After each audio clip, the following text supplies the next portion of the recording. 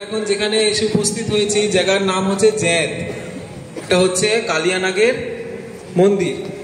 ভগবান শ্রীকৃষ্ণ যখন বৃন্দাবনেতে যখন কালিয়ামর্দন লীলা করলেন তখন তিনি কালীর ওপর নৃত্য করেছেন এবং সেই নৃত্য করার পরেতে যখন ওনাকে কালিয়াকে যখন মারছিলেন তখন তার যে পত্নী ছিল সেই 5 জন পত্নী এসে কৃষ্ণের কাছে প্রার্থনা করেছে যাতে ওই কালিয়ানাগের প্রাণ দান দেয়।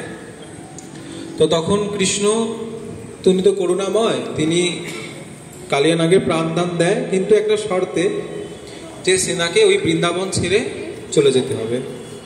তো যখন এই কথা হয় এবং তার সঙ্গে আরও একটা শর্ত রাখে যে এই কালিয়ানাগ যে যাচ্ছে তো যাওয়ার সময় যদি ও ফিরে তাকায়, মানে পিছন দিকে যদি তাকায় সে পাথর হয়ে যাবে।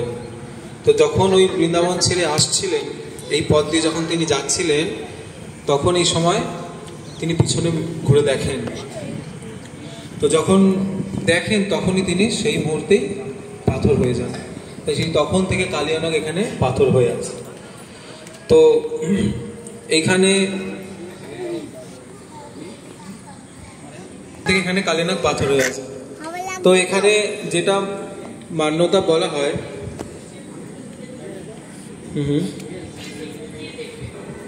কালিয়ানাগ যদি যাওয়ার সময় মানে বৃন্দাবন থেকে চলে যাচ্ছে তো চলে যাওয়ার সময় সে যদি পিছনে ফিরে তাকায় সে পাথর হয়ে যাবে, সেখানেই পাথর হয়ে যাবে। তো যখন ফিরে যাচ্ছিল এই জায়গাতেই উনি পিছনে ফিরে তাকিয়েছেন, তাকাতে এই জায়গাতে তিনি পাথর হয়ে এখনো পর্যন্ত এটা পাথর হয়ে উনি আছেন।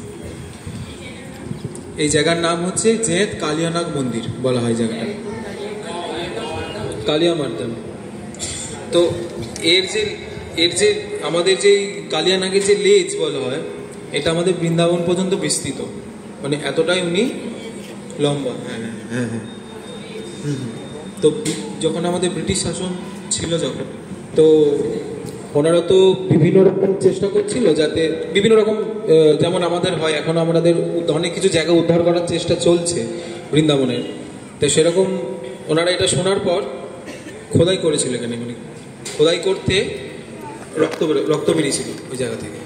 এখানে না, মানে যে বিস্তৃত আছে বলেছে বৃন্দাবন পর্যন্ত, তো ওনারা বিভিন্ন জায়গায় খোদাই করেছে। তো খোদাই করতে রক্ত বেরিয়েছে, তো সেখানে কাজ সেখানে বন্ধ করে দিয়েছে।